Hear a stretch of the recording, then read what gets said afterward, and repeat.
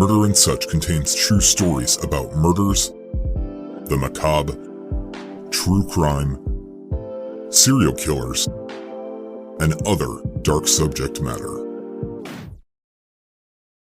This includes adult themes, explicit language, descriptions of gore, violence, and other information provided by news articles, witness testimony, and public record. Murder and Such is not intended for all audiences, and although warnings will be set in place, listener discretion is still advised.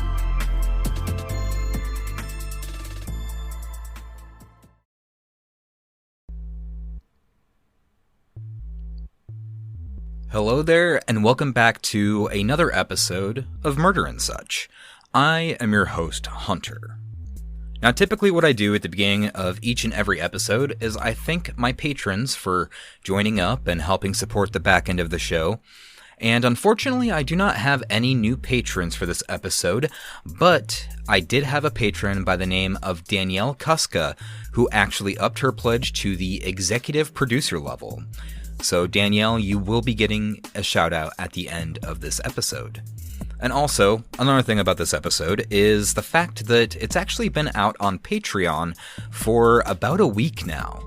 So they get the show early and ad-free, and it costs just $1 per episode, and you help me get fat, you help my cat Vincent get some treats, and you get my undying love and gratitude. So thank you again, Danielle, for joining the executive producer level, and yeah, it warms my heart how many people want to help support this show. But if you can't support the show financially, don't worry, not a problem, no issues at all. If you can, or have the capabilities to, or a coworker with an iPhone, if you can drop me a 5-star review on Apple Podcasts, just like Christina did. And Christina had wrote, "Love this podcast. I listen at work since I'm standing in one place all day and it keeps me wanting to work and go to work. Definitely must listen to the unheard stories never really heard before. Thank you, Hunter, for keeping me entertained and busy as a new at work." Well, Christina, thank you for taking time out of your day to drop a 5-star review on Apple Podcasts. I actually did have one that creeped up, about the pickle episode that happened back when we covered the episode of Daniel Kvarbisic, and still to this day, it haunts me. Those goddamn pickles still haunt me. But if you can, drop a 5-star review. That truly means everything to me. So thank you to Danielle on Patreon, thank you to Christina for dropping the 5-star review, and thank you for joining me on this episode. Now, let's jump into this one a little bit.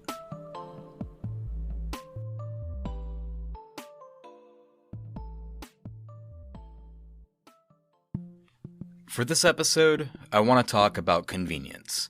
Again, I'm going to bring up technology as I angrily shake my fist at the sky like an old man. Well, not really, but still. We've all heard horror stories about apps and some arguably scary things that happen with them.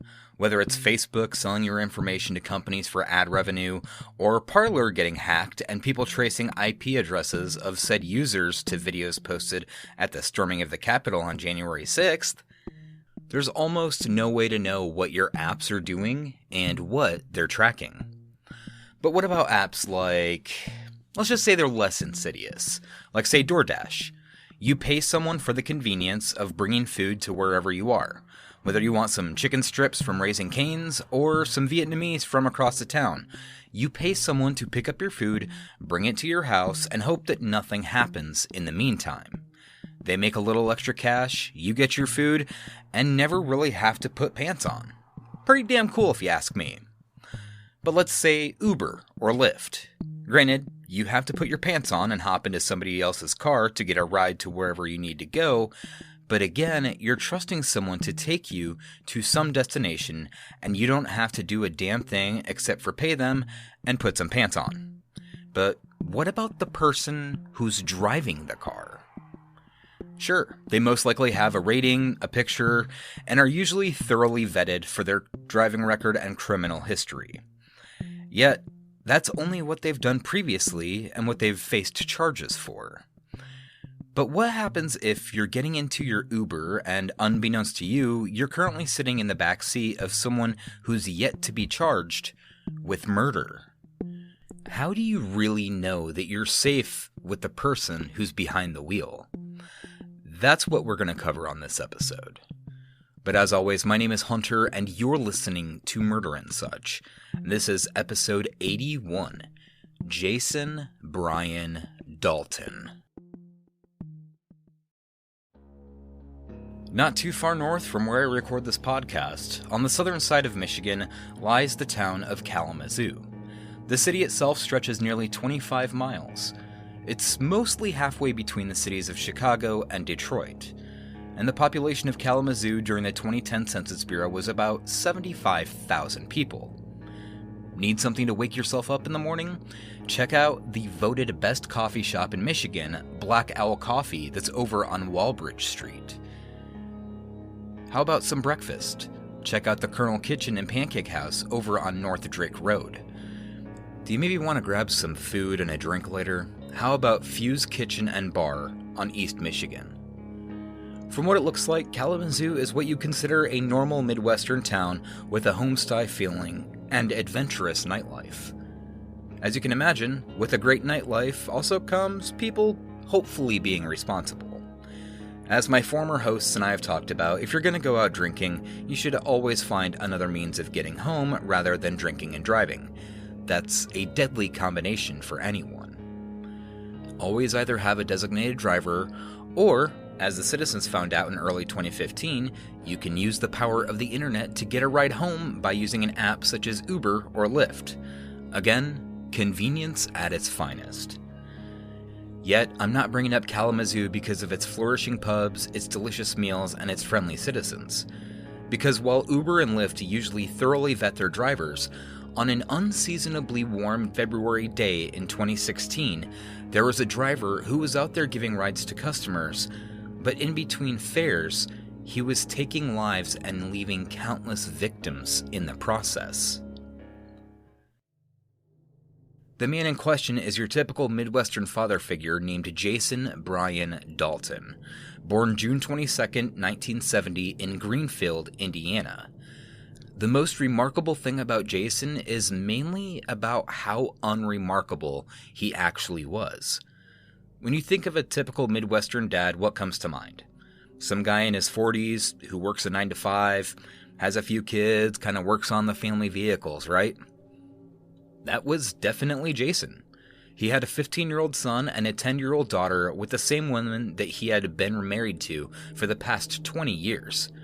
He had a decent income, coming from a job that he held for well over a decade.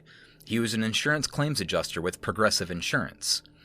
I can only imagine how monotonous this job was. The same day, in and out, pushing paper, filing claims, and nothing really out of the ordinary with him. As far as prior run-ins with the law, he practically had a clean record. Maybe a traffic infraction here or there throughout his 30-plus years on the road, but nothing really noteworthy or out of line that I could find. He was a heavy-set man with a goatee and somewhat shaggy salt and pepper hair. And the best way that I can describe him is, if you take Big Ed from the show 90 Day Fiancé and you threw a shitty toupee on his head, you would get Jason Dalton. Of course, Jason had hobbies. He liked to work on vehicles, amassing a bunch of high-quality tools to use at his disposal, but on one account, somebody had broken into his garage and stolen some of his prized tools, and that's when Jason started collecting something a little more dangerous.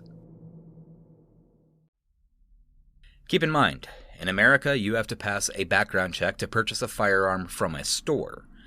Even more of a background check if you want to get your concealed carry permit. Jason had no issues with getting guns, so he started collecting them. Over the course of time, he had amassed over 15 firearms, mainly wanting to protect himself, his family, and his possessions. When it comes to his family, Jason was definitely a family man. always attending school activities for the kids, devoting himself to his wife, the kids, and his dog. Probably mowed the lawn once every 10 days or so, did his own oil changes, took care of the family cars, and even wanted to take his kids on vacation. Now, if you could think of one place that most Americans want to take their kids, where would you think of? Most likely Disneyland. That's when Jason decided to use some of his spare time for extra cash, and he applied with Uber to get a little side hustle money to help take his wife and kids on a trip. It's really not an uncommon thing. Hell, I picked up some food from Uber Eats a few weeks ago, and the driver's profile who dropped off the food said that he was retired, but he was working Uber Eats for some extra money for his kids' tuition for college. You pretty much are your own boss, you make your own time, your own schedule, and people utilize the shit out of those apps. It's convenient and pays people for their time and effort. Kind of a win-win situation. You just don't have to put pants on. If you can't tell, I really don't like wearing pants. In his short time Ubering, he had gotten some pretty good reviews, saying that he was timely, he had good communication skills, and he had amassed a 4.7 out of 5-star review on the app. Just kind of seems like your normal, everyday budget taxi, and kind of guy trying to save some extra money. Seems pretty harmless, right? Well, Saturday, February 20th of 2016 was a very different day considering the season. Up in Michigan, thanks to the Great Lakes, the winters can be absurdly cold. So every warm day that you get in the winter months are those to be cherished the most. During the winter, most of us up in the Midwest either stay inside, or if we do go out, we bundle up just to keep warm and avoid getting frostbite. Yet, in the rare occurrence that they have an incredibly warm day in the midst of a massive cold snap, most people will go outside, get some sun, and try to enjoy the day as much as possible. You know the drill.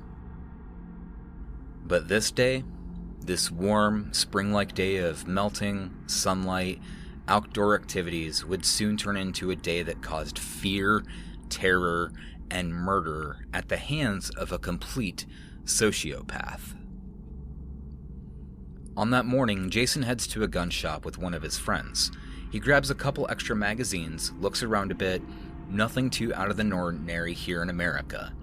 His friend later went on to say that Jason was acting very cautious and quiet, more so than usual.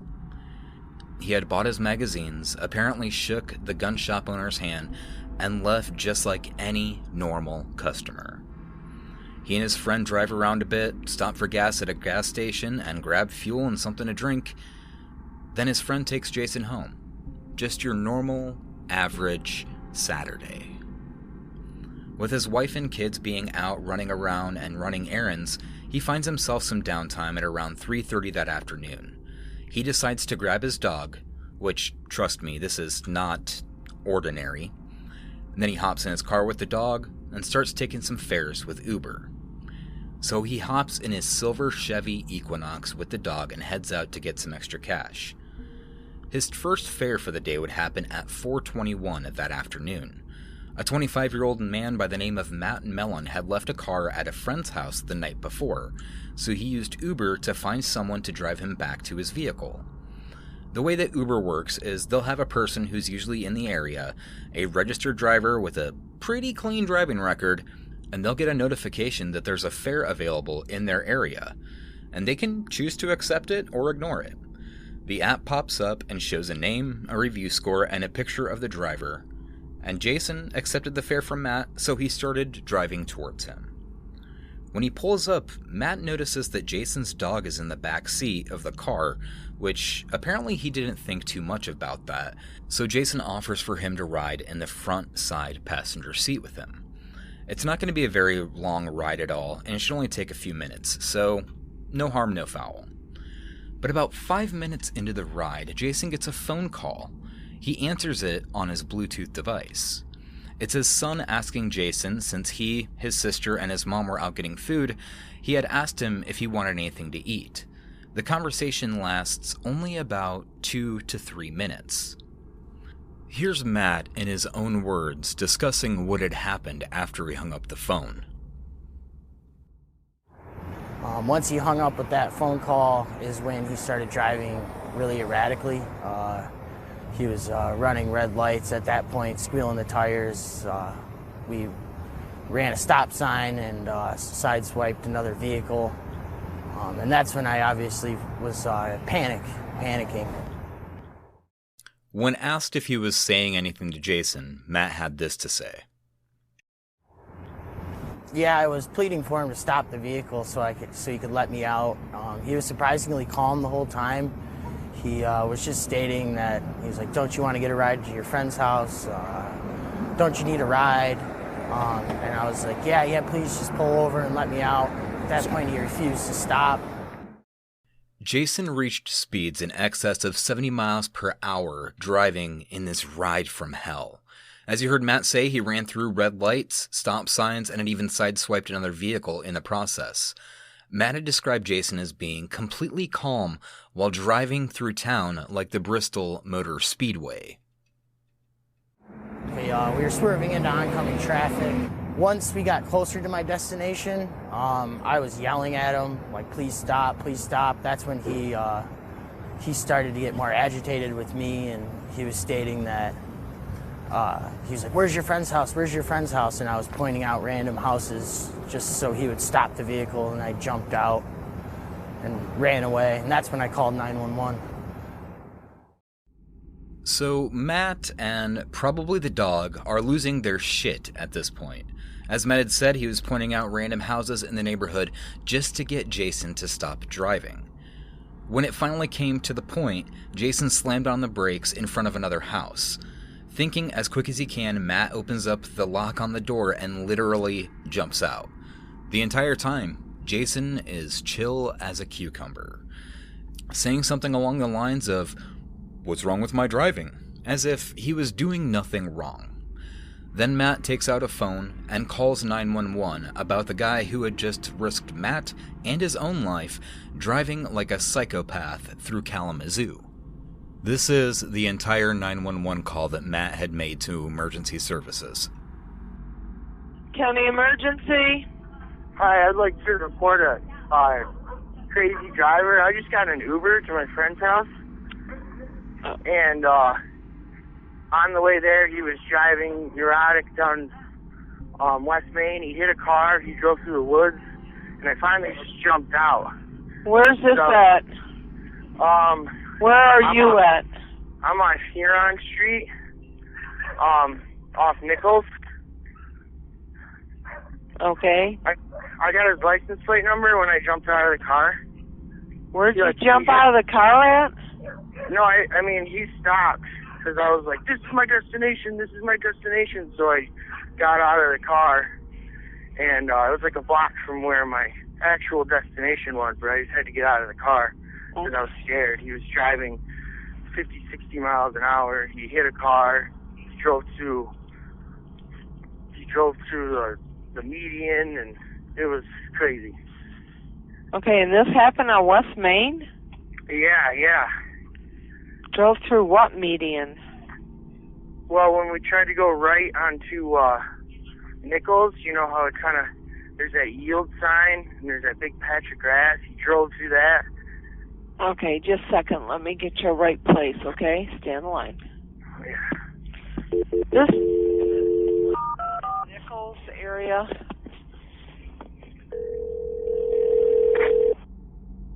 (911), where's your emergency?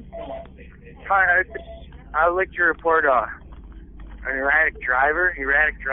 Where at? Well, I just got out of the car. I ordered an Uber, and I was in the car with him, and then he was like driving extremely fast. He hit a car, and then I got out. He dropped me off like a block from my destination. He wouldn't pull over and let me out. Where did he hit the car at, sir? On West Main Hill, like right by the Henderson Castle. He blew the stop sign, went left, and sideswiped the car, and then he kept driving. Okay. The hill. I need to transfer you one more time. I'm going to transfer you to the city because that's where the accident actually occurred, so hang on 1 second. Okay. City's an erratic Uber driver. He was just riding with him, and they sideswiped the car right in front of Henderson Castle. 911. Hi. I'd like to report an erratic driver. Where? I was just in the car with him. He was my Uber driver, and he was weaving in and out of lanes, he sideswiped the car on West Main Hill. He was driving to the median. He was driving like 75 miles an hour down West Main. I got his license plate number when I jumped out of the car. What's the plate, please? Okay, what kind of car is it? It was like a Chevy Equinox. What color? Silver. He had a dog in the back seat. He was my Uber driver. Like I had to get a ride back to pick up my car from last night. Mm-hmm. And on my way to my friend's house, like it started off normal, and then all of a sudden he just started driving super crazy, blowing stop signs. Did you want to talk to an officer, or you just want me to put out an alert over the radio? I just wanted to report it because I don't want someone to get hurt. I understand what you're saying, but I need to know if you want to talk to an officer or if you want me to have an officer, just have the officers just be on the lookout for it. I just want to be on the lookout. And okay, thank you. Report to Uber because I don't think he needs to be picking people up. Okay, you're going to have to do that, sir, not us. All right, I can do that. Thank you. The house that Jason had pulled in front of wasn't Matt's friend's house, but it belonged to a woman named Casey Black. Her and her husband were having a cigarette on the front porch. When Matt dives out of the car and runs, he yells to the people about this crazy Uber driver, and not to take a ride from him. The woman also calls 911 to report what she had just seen. 911. Hi. I live at... Okay. And this silver SUV just slammed on its brakes outside my house. Okay. And threw out a guy. And he came walking by here and said that it was an Uber driver. Okay. And that he hit somebody. All right. What is your address again? Now, I know that some people who had commented when I did my Deadly Jealousy episode about how callous some of the dispatchers can be, I'm not going to fully agree or disagree with you, but when it comes to the police, unless they personally witness a person driving erratically or there's an accident that stems from it, the cops usually don't have any jurisdiction to investigate. I know we all wish this just could have been when it all ended, but that's not how this one unfolded, unfortunately. I had found that Matt's fiancée made kind of a social media all-points bulletin referring to the ride from hell that Matt had just gone through. The post read, quote, "Attention Kalamazoo peeps. The Uber driver named Jason drives a Chevy Silver Equinox is not a safe ride. A little bit ago my fiancée got a ride from him and he was driving very erratically. They sideswiped a car blowing through a stop sign at Henderson Castle and West Main Hill, and the driver continued driving. This man proceeds to drive 80 miles per hour down West Main, swerving in and out of oncoming traffic. Despite Matt pleading with this driver to pull over, he refused. Finally, when he slowed down the vehicle, Matt was able to get out. He was acting completely normal throughout all of this erratic driving. Please share if you were in the Kalamazoo area. Stay safe." 911 was called, but surprisingly, they didn't seem all that concerned. I'm thankful that no one was hurt yet, hoping this man will be arrested or hospitalized soon if he has a medical condition causing his behavior. End quote. And the word that really hits me hard is when she said she's thankful that no one was hurt yet. It sends a chill down my spine.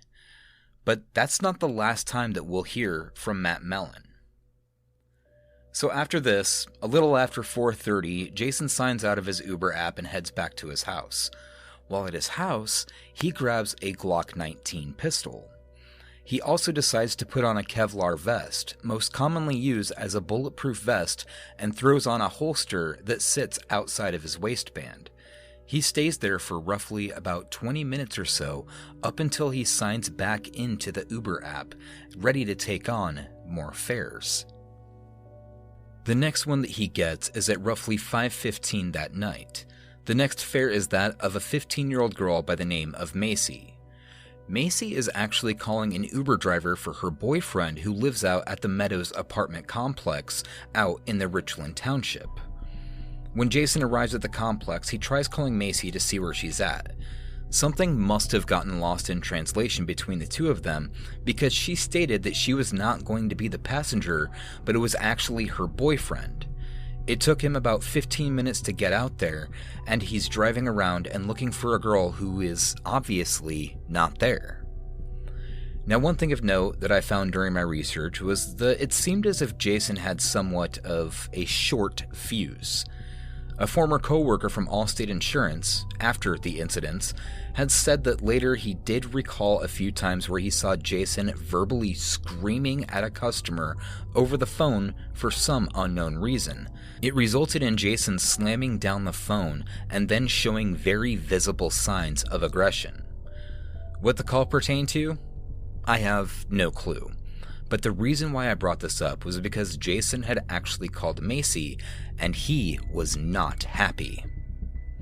So after verbally berating Macy and also carrying a fully loaded Glock, a bulletproof vest, and a dog in the back seat, he hangs up the phone and starts driving around absolutely fucking crazy around the apartment complex. And that's when he found 25-year-old Tiana Carruthers.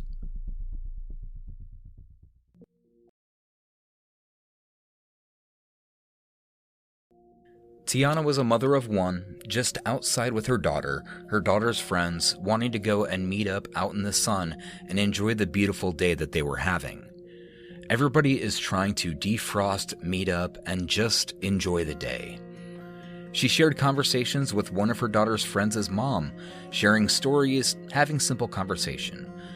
And that's when Jason starts speeding towards them. Jason pulls up and starts yelling at Tiana.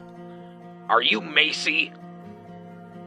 Obviously confused, she says that she isn't and that he's got the wrong person.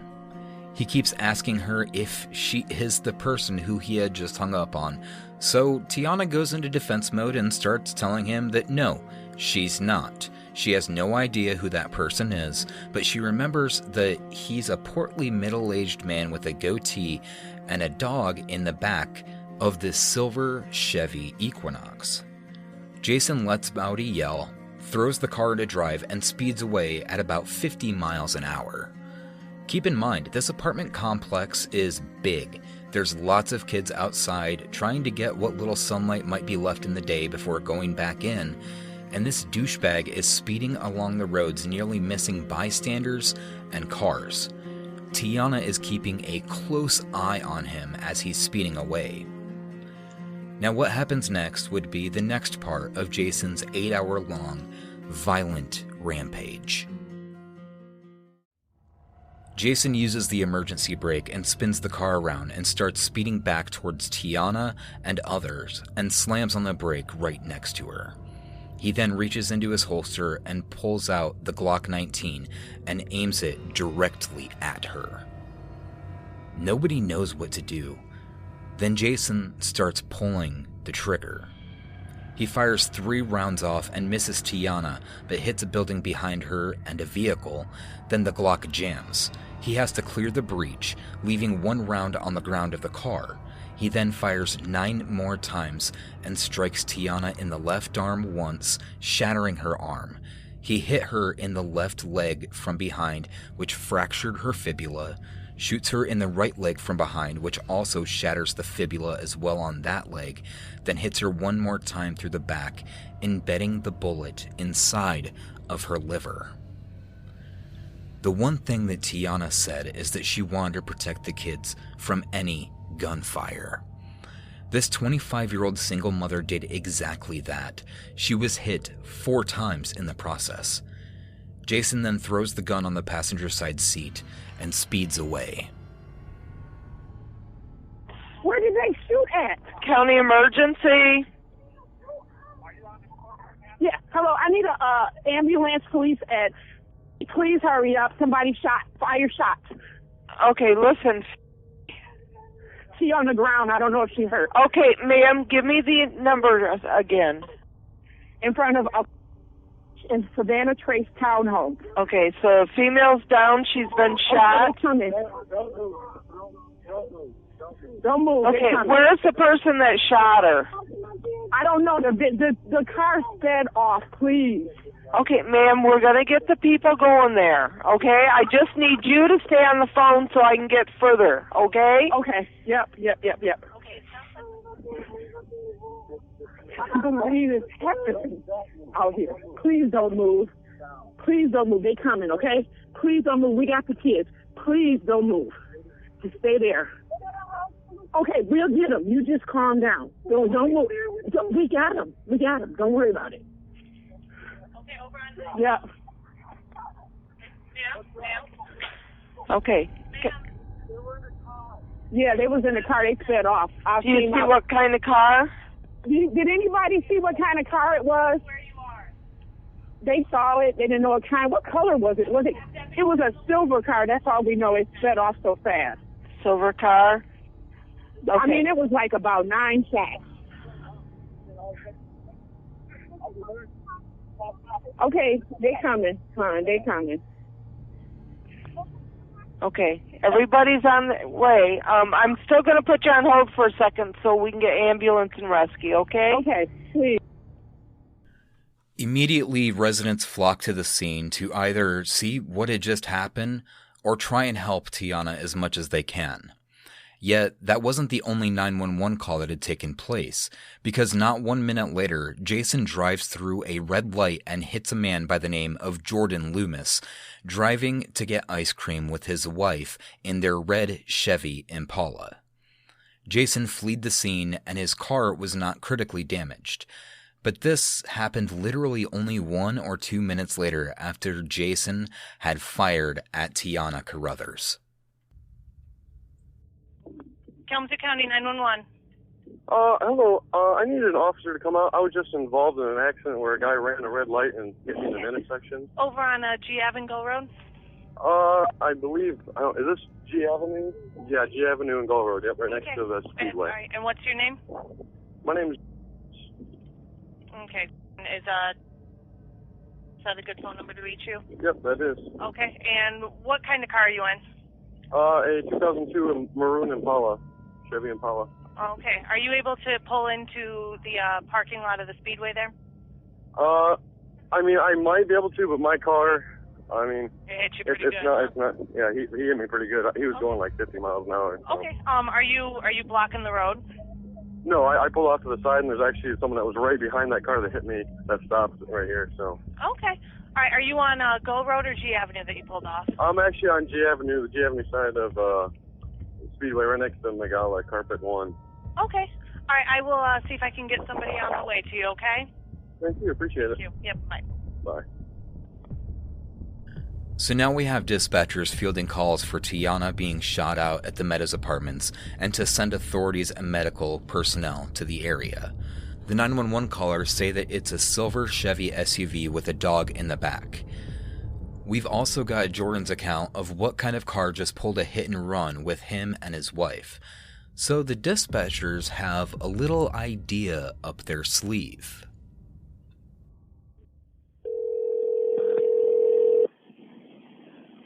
Hello? Hi, my name is Tammy. I'm calling from Public Safety. Did you call earlier about the Uber driver? Yeah, he picked me up from my house. Can you give me a description of him?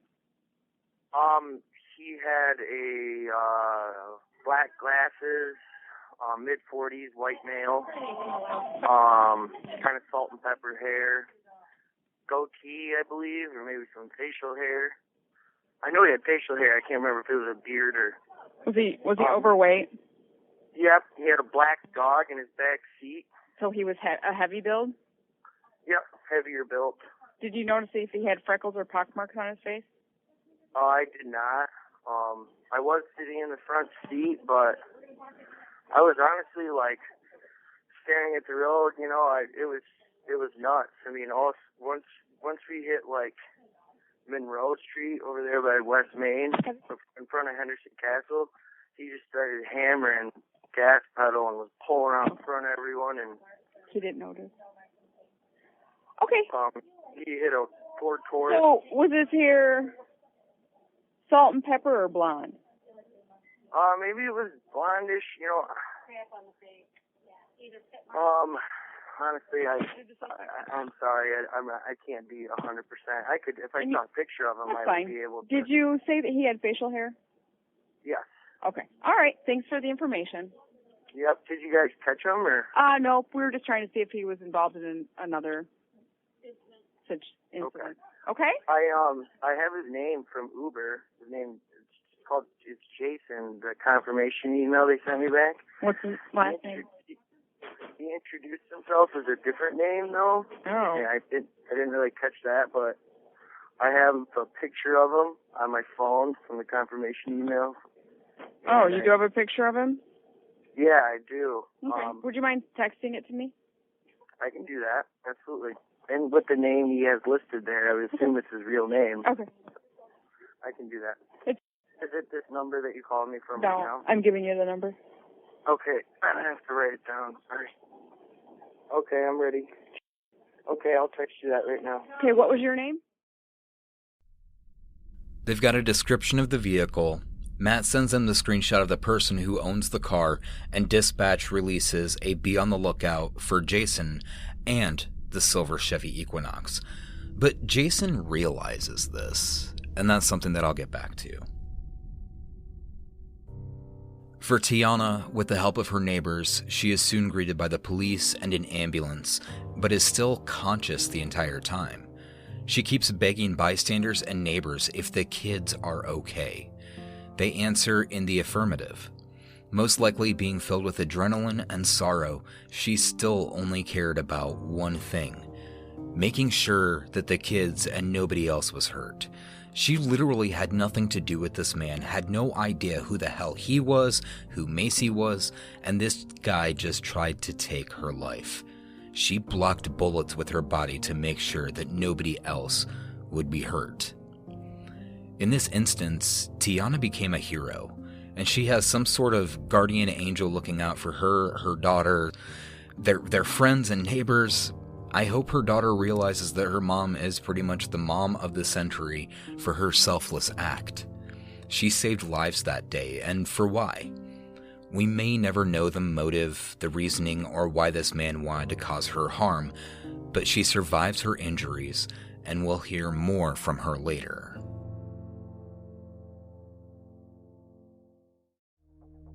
For Jason, he knows that the cops are going to be looking out for his car. The thing about Uber as well is that you get a picture of the driver and it shows which make, model, and color of the vehicle that is coming to get you will be. The app showed a silver Chevy Equinox. Matt Mel's description showed the same, and Jordan also said that it was a silver Chevy.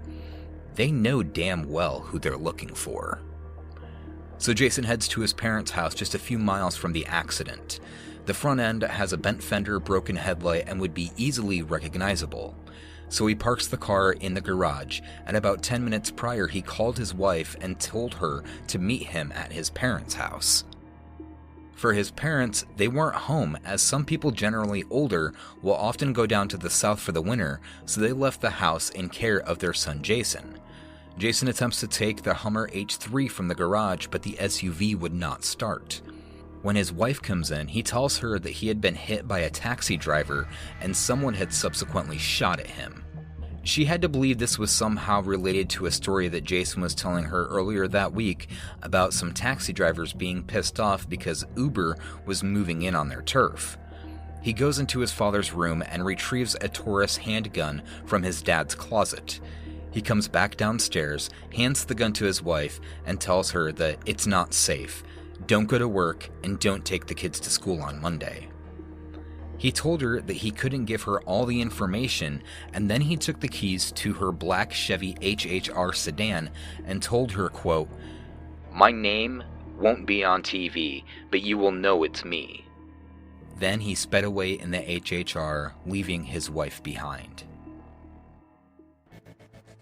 The next place that Jason is spotted at is retrieving money from an ATM at 6:44 p.m. that evening. In the meantime, after leaving his parents in the HHR, which keep in mind is not the vehicle that's shown on his Uber profile, he still picks up passengers for Uber rides. He does this time and time again. All passengers leave him a good review, he has 0 incidents, and nobody had any idea that they were riding with the man who just tried to kill Tiana Carruthers not even an hour before. At this time, with his wife stranded, he heads back to his house at around 7:19 p.m. and drops off the Glock that had jammed. Granted, Glocks are good handguns, but he didn't feel that this one was too reliable. So he went into his house, left the Glock on his workbench, and grabbed his Walther P99, the extra mags that he had bought that day, a box of ammo, and leaves the house once again. He only stays at the house for about 18 minutes.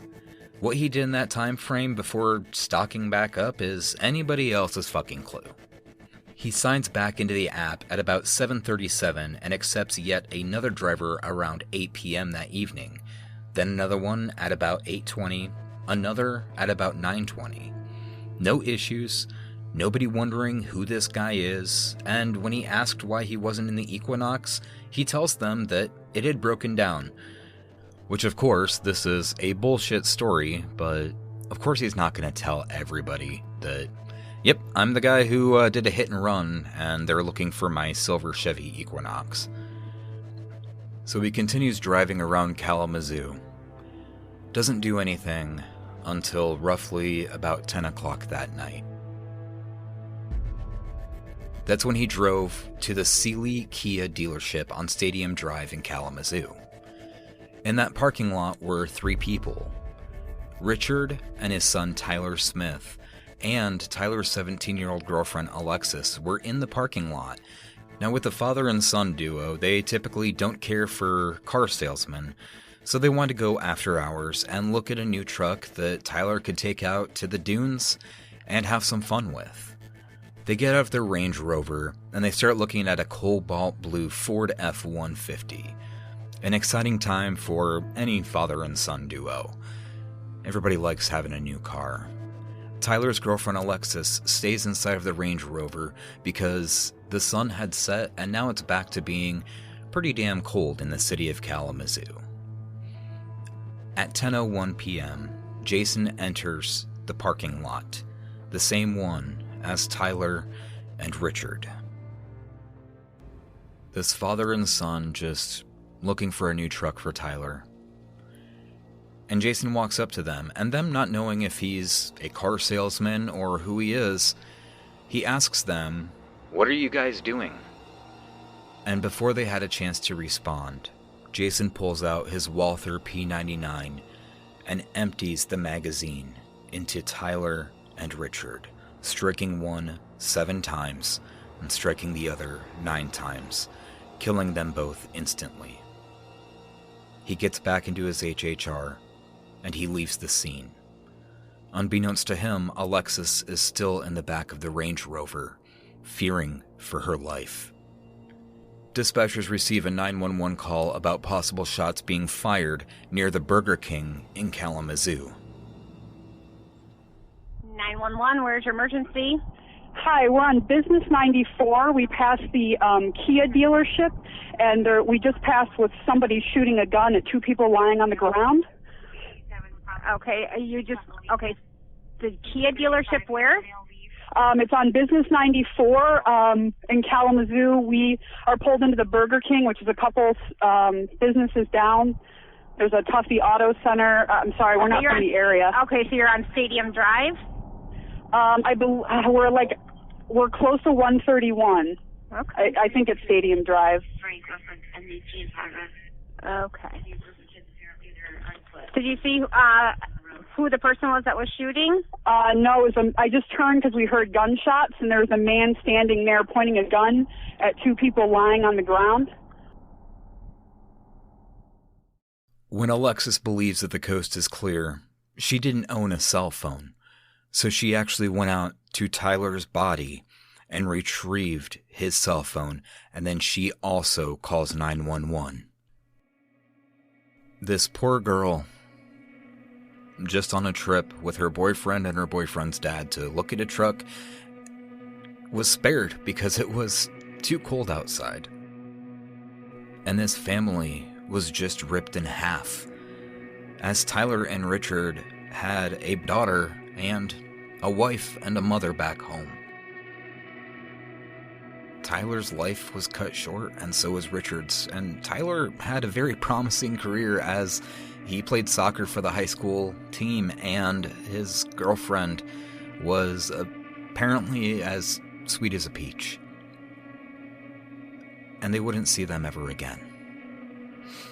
In the meantime, the police actually showed up. At 10:10 p.m., a Kalamazoo Police Department night supervisor was the first to arrive at the Sealy Kia dealership. As the sergeant approached the scene, he found there was 2 bodies on the ground and then found Alexis hiding in the back of the Range Rover. And he asked her where the suspect was, and she stated that he had run back off towards the dealership. She described him as a white man with a hood and gray hair, and the sergeant checked both Tyler and Richard and found that they had succumbed to their injuries at that time.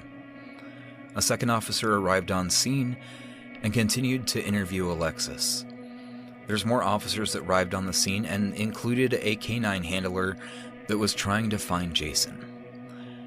It didn't last very long, and the canine had lost the scent. The officers assumed the suspect had gotten into his car and that drove away.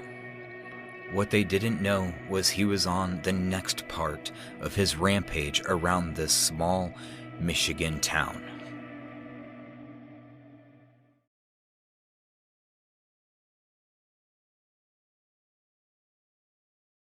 Kalamazoo County 911. I'm at the Kalamazoo Cracker Barrel, and there's been gunshots in a car. There's gunshots in a car? Yes. Okay, has anybody been hit?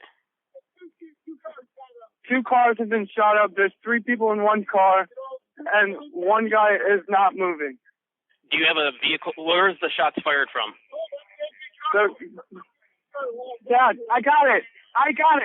We're at Kalamazoo Cracker Barrel. We're at Cracker Barrel. I got that. Where's the vehicle where they were shot from? They're both in the parking lot. They're both in the parking lot? What's the vehicle that fired the gun? It's a blue HHR, dark blue, and it drove off right as we pulled up. Oh, it's a blue HHR? Yes. Do you have a plate or anything? Which way did they go? No, because right as we pulled up, he was pulling out, and he just took off out of the entrance. All right, you said it was a blue HHR, correct? Yes. All right, hold on just a second. Okay, can I get an ambulance to this? Get an ambulance. Okay. Get an ambulance. All right, are they breathing? 1 is not. Are you guys all okay? Okay, so this 1 car is okay. The other one is a minivan, and the passenger is not moving. Passenger's not moving? No. Jason drove to the Cracker Barrel Old Country store that was up on 5581 Cracker Barrel Boulevard in Kalamazoo, Michigan. When he showed up, he found 4 tight-knit friends, which consisted of 74-year-old Dorothy or Judy Brown, 62-year-old Mary Lou Nye, 60-year-old Mary Jo Nye, 68-year-old Barbara Hawthorne, as well as a 14-year-old girl who considered Barbara her grandmother by the name of Abigail Kopf. Jason drove into the parking lot where he found 62-year-old Mary Lou Nye, the sister-in-law of Mary Jo Nye, and approached her Oldsmobile Silhouette minivan and asked her, "Do you have $1 to make America great again?"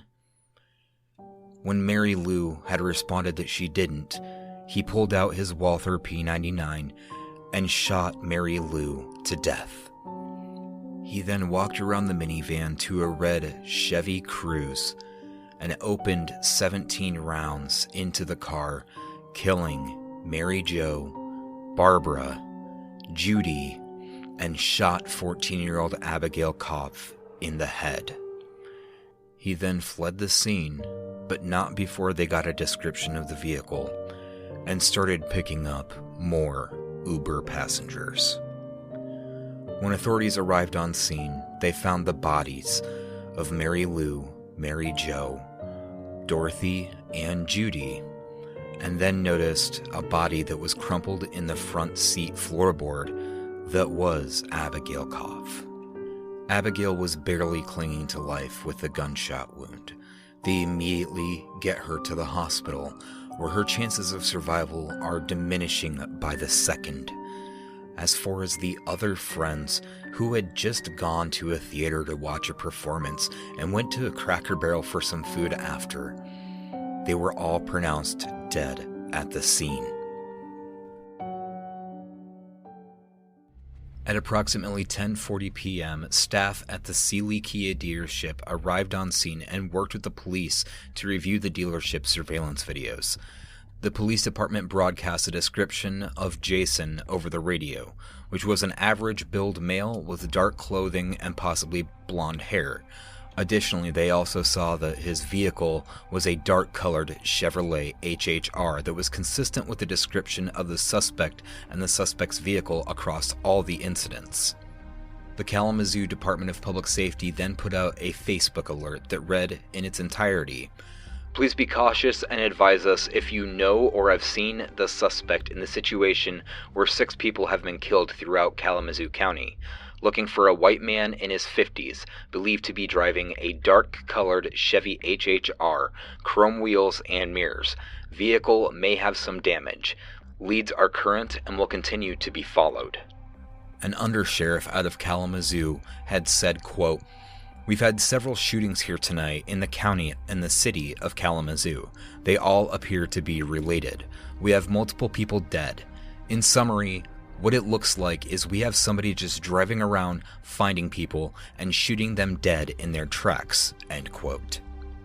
Yet they don't know that Jason is still taking fares, because back in 2016 with Uber, there wasn't a 1-800 number that you could call and talk to somebody directly.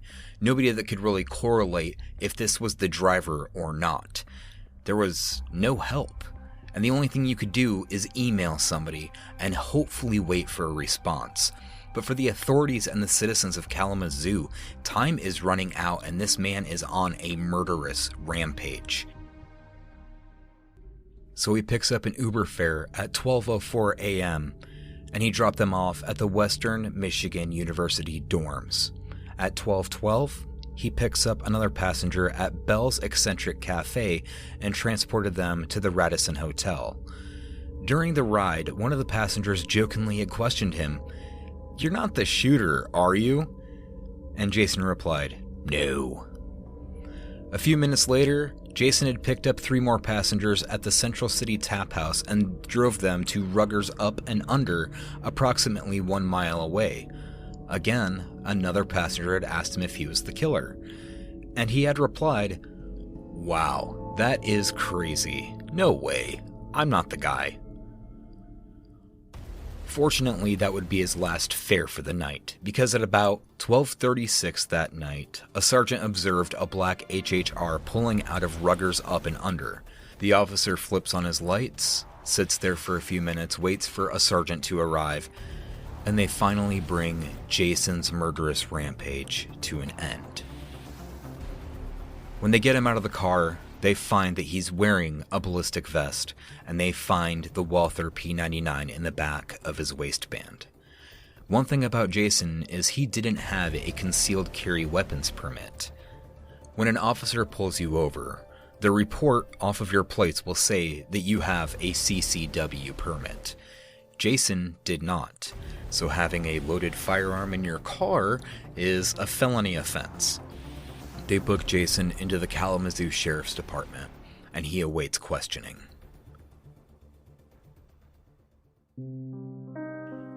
In the meantime, with Abigail Koff, things are not looking good. This innocent young girl had been shot through the head, and she started coding multiple times. Her mother and father arrive to the hospital and find their baby girl in a hospital bed with a bullet wound to the head. Abigail soon flatlines, and according to her mother, she went to the bed and grabbed Abigail's hand and said, "Abigail, if you can hear me, show me something." For Abigail, they left her on life support for organ donation, but that's when Abigail squeezed her mother's hand. I'm not typically someone who believes in this sort of thing, but with both Tiana and Abby, they definitely are miracles that they both survived this rampage. Abigail needed to have a plate fused to her skull, as most of it was shattered by the bullet. Tiana went through multiple surgeries to try to regain her ability to walk, move her arm, and to this day she still has the bullet inside of her liver, as taking it out would cost a severe risk to her life. It was going to be a very, very long road to recovery for both of these women, and I think it's just more testimony to the human will that these women weren't going to let this man take their lives away from them. Females is strong as hell.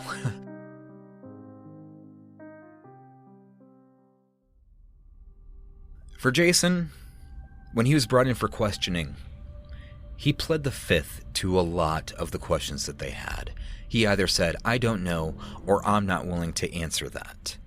He then started trying to, it almost seemed like he tried to play insanity, to the point where he was also going to be suing Uber. In his lawsuit that was filed on March 5th of 2016, he stated, quote, "Comes now, Jason Brian Dalton in pro se. I'm suing Uber Technologies for $10 million in punitive damages. I worked years as an Uber contractor and they ripped me off, never paid me back wages or overtime. I busted my butt for them, and they never gave me no Christmas bonus. I wasn't invited to any corporate parties. They made me work when I was sick and didn't let me spend time with my 2 children. Uber treats their drivers like crap. I had to pay my own gas and hit a lot of potholes, and Uber would not fix my Chevy Equinox, and Uber would call me late at night and make me work or say I was fired. This company is a hostile workplace environment. I am tired of being treated like a second-class citizen by Uber. Uber discriminates against my mental health. I am currently in prison because of Uber. Uber doesn't care about its drivers. We are peasants and pawn pieces to the bottom line. Defendants manipulate all Uber drivers. My life is ruined because of Uber. My wife is divorcing me because of Uber. I seek $10 million in punitive damages and emotional distress. I have psychological damage because of Uber. I pray this court will grant my 42 U.S.C. 1983 for relief. I seek a jury trial. Respectfully submitted, Jason Brian Dalton. Inmate number 413799. Now, this lawsuit would quickly be thrown away. It was all just for show, because Jason started doing somewhat of an insanity plea. He said that when he had opened up the Uber app, that he would see the face of Satan, and any time that he had to go and pick somebody up, that for some reason, the Satan image would take over his body as he was possessed by somebody else. That's going to bring us to May 20th of 2016, where they had a pre-trial conference seeing if Jason could be held responsible for all of these counts. Those counts were 6 counts of murder, 2 counts of assault with intent to commit murder, and 8 counts of using a firearm during the commission of a felony. Now, the video where I've actually grabbed this audio from has been spread around a lot as it was a court outburst. But the sheer balls of Tiana Carruthers being able to look her attempted killer in the face is something that I can't even comprehend. But with Jason's claims of being possessed by the devil, he proceeds to interrupt Tiana and started acting somewhat insane. And I seen him coming, and I saw a gun. Intimidator cars. No, they gave bags. These old people, they have these old black bags. They're called they're black They're black bags that people drive around and you look at them. It gets real like, hey, it's time people look. And then that's when you tell people it's time to get to Temple. You need to listen to your attorney, right? Yeah, you need to get to Temple because you need to get going because it's called intimidating bags. You need to be quiet in today's proceedings, okay? Yeah. Don't you have anything to say, you whisper to your attorney. That's today's rules, okay? Okay.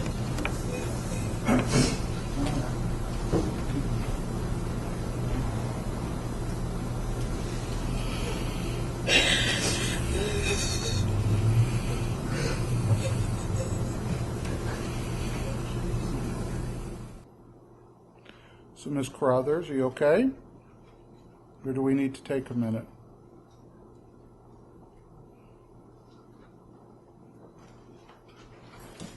Take it. All right, we're going to call a recess. Take it. If you would escort you're down in the holding.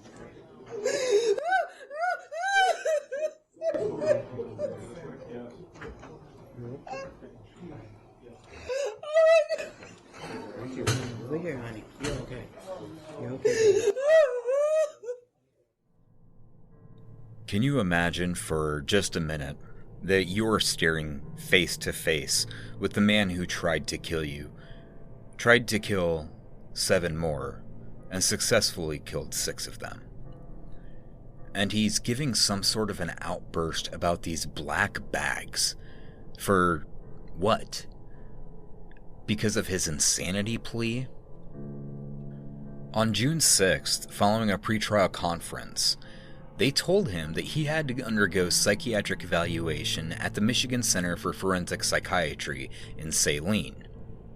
No matter how much of the Satan Uber app or the black bags or any of these outbursts and whether or not he was escorted out of the courtroom or not, he was deemed competent to stand trial.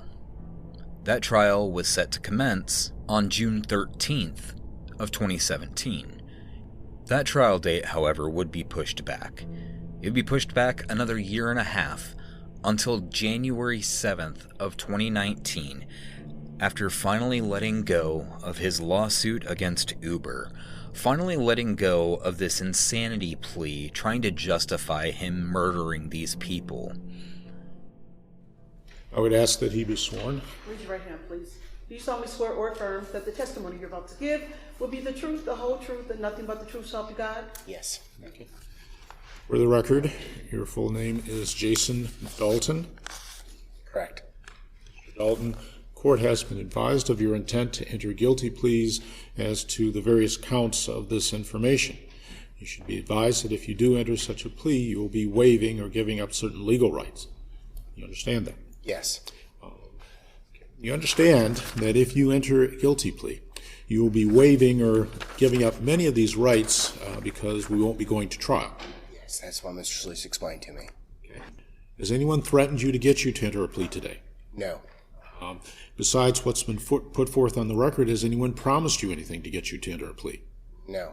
Okay. You're doing this voluntarily of your own free will? Yes, I've wanted this for quite a while. You understand that if you change your mind or say that you didn't want to enter a plea, the testimony you're giving right now can be used to support the fact that the plea is voluntary at this time. You understand that? Yes. Okay. Personally, I can't say what it was. Maybe it was the last shred of humanity that this man may have had. Maybe that he knew that his jig was up. Forensic psychologists saw through all of his bullshit.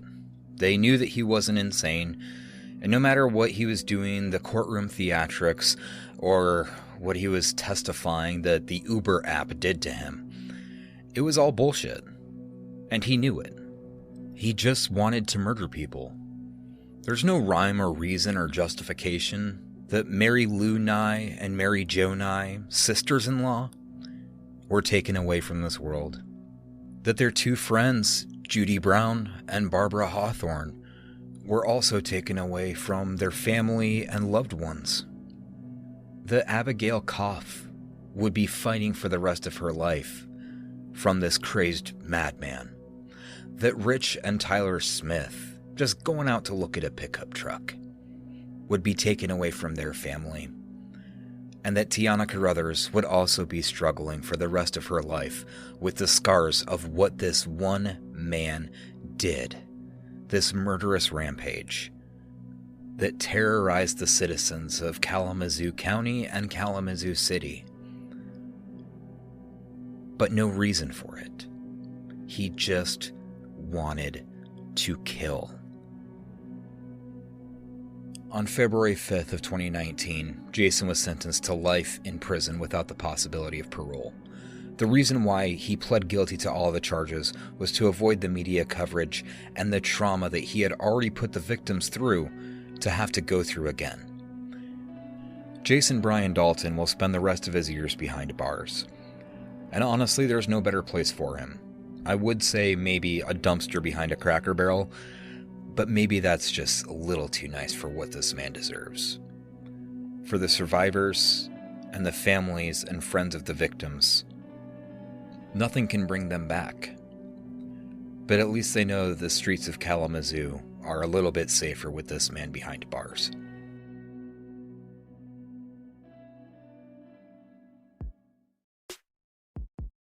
But thank you for joining me on this episode.